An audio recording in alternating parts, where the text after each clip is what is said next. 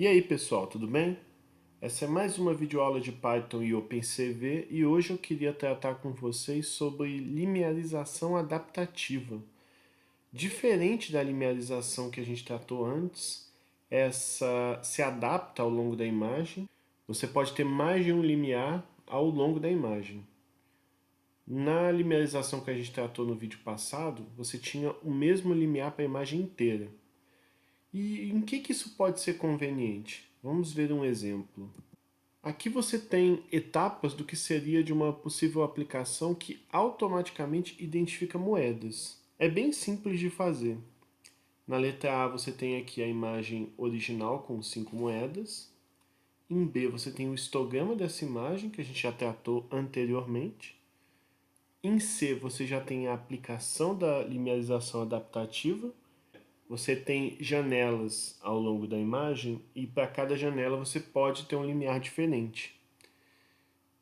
E isso ajuda a separar melhor o que é moeda, que se observar, as moedas claramente têm tons de pixel um pouco mais claros do que não é moeda, que é a região do fundo. Eu até imagino que esse pico aqui do histograma tem a ver com as moedas, tá relacionado às moedas, e esse pico aqui de cima provavelmente está associado ao fundo. Aqui na letra D você tem alguns picos de máximos locais de possíveis limiares. Em cada moeda você tem provavelmente tons diferentes para definir limiares. Com o reconhecimento da letra C e da letra D, é possível depois você demarcar apenas a geometria das moedas, facilitando no reconhecimento final que a gente tem aqui na letra F, onde você tem caixas envolventes marcando onde está cada moeda, perfeitamente. Futuramente a gente vai aprender todas as técnicas para fazer isso, mas para esse tipo de procedimento é fundamental a letra C. Sem mais delongas, pessoal, eu abri aqui o Python e já vou começar a programar os imports que a gente está acostumado a fazer, não é mesmo? O import CV2 e o nup. Bom, eu vou carregar uma imagem que está naquela pasta. Essa imagem vocês vão ver, ela se chama moedas, é parecida com a do exemplo que eu mostrei. E como a gente já conversou, a linearização faz sentido com imagens preto e branco. Bom, existem dois tipos de linearização adaptativa, a baseada em média e a baseada em gaussiana. Eu vou mostrar as duas aqui para vocês.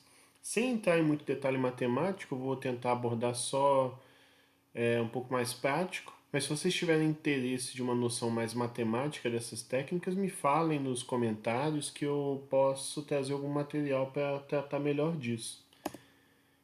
Então, assim, eu vou mostrar a linearização adaptativa com média primeiro.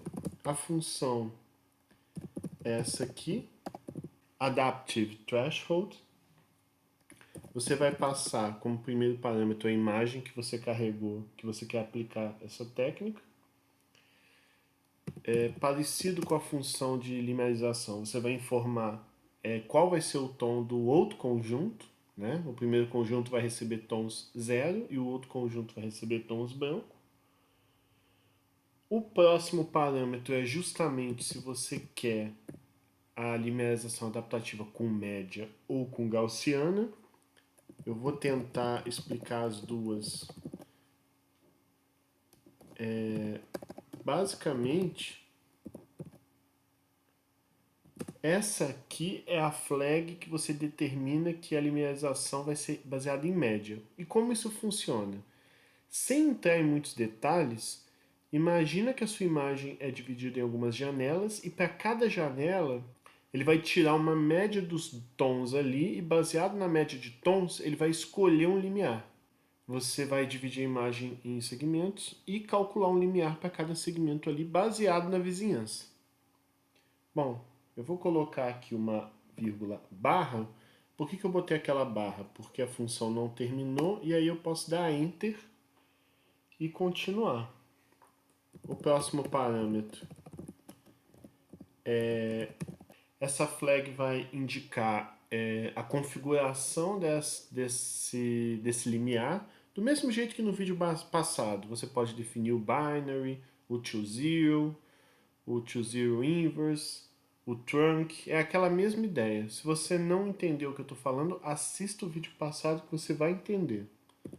O próximo parâmetro ele vai indicar o tamanho dessa vizinhança que você vai calcular esse limiar.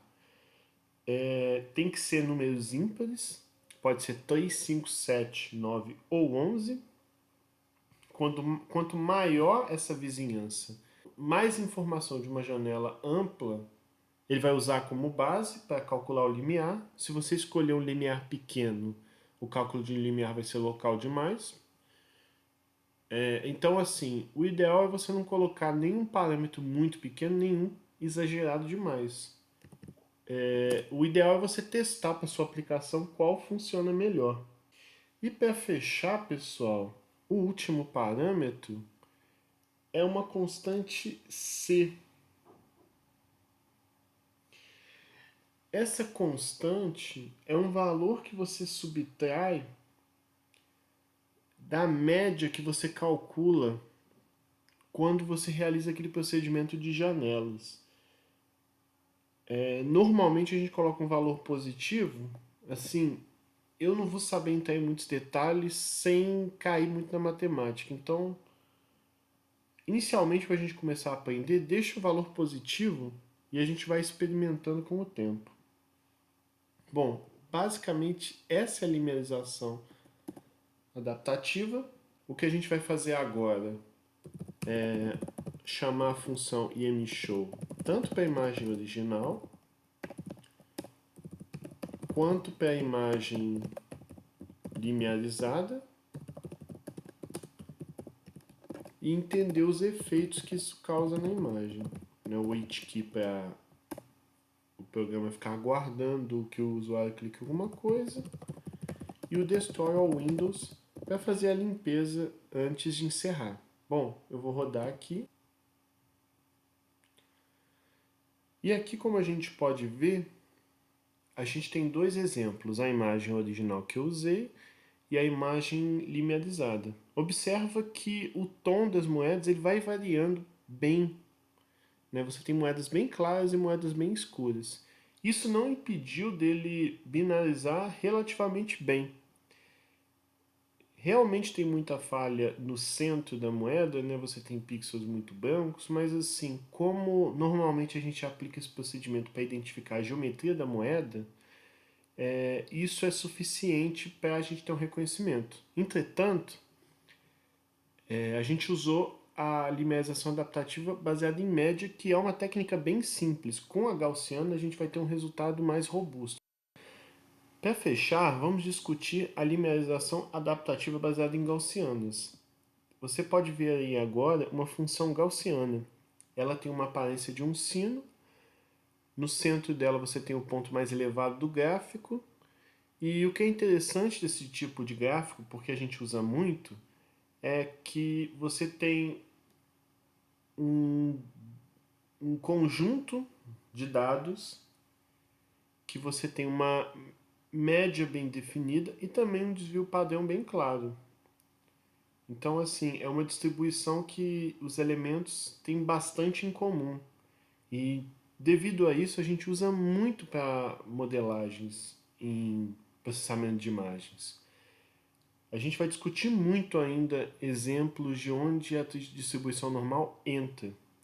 E o que é interessante, para a gente simplificar esse vídeo, é que assim, usando a gaussiana para calcular o limiar dessa binarização adaptativa, é que você consegue calcular um limiar não apenas considerando a média daquela janela, mas também o desvio padrão.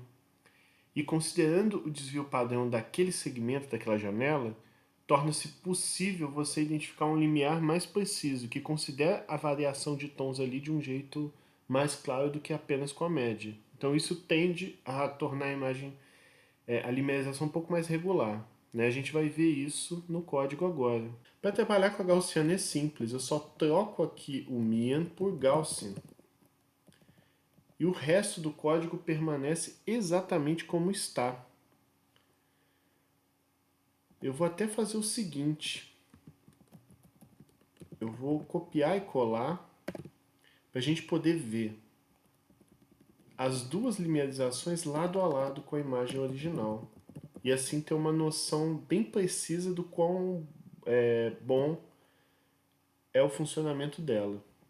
Então eu vou adicionar aqui mais uma janela. Vou colocar aqui média e linearização adaptativa baseada na gaussiana. Vamos rodar aqui para ver. Como a gente pode perceber, os ruídos tendem a diminuir um pouco na gaussiana. Existem várias técnicas que a gente poderia usar para tornar essa linearização adaptativa, inclusive da gaussiana, melhor. Mas isso fica para um próximo vídeo. E é isso, pessoal. Espero que vocês tenham gostado, curtam, compartilhem esse vídeo aí. E eu espero no próximo vídeo falar de outra técnica de linearização chamada Otsu. E é isso aí, até a próxima.